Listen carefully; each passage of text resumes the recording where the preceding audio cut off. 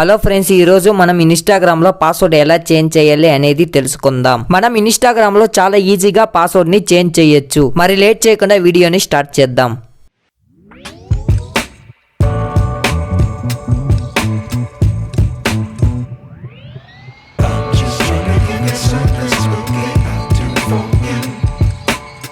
Instagram app open చేసి మీ account ని open చేయండి. ఇన్‌స్టాగ్రామ్ అకౌంట్ ఓపెన్ చేసిన తర్వాత పైన కనిపిస్తున్న 3 డాట్స్ పై ట్యాప్ చేయండి.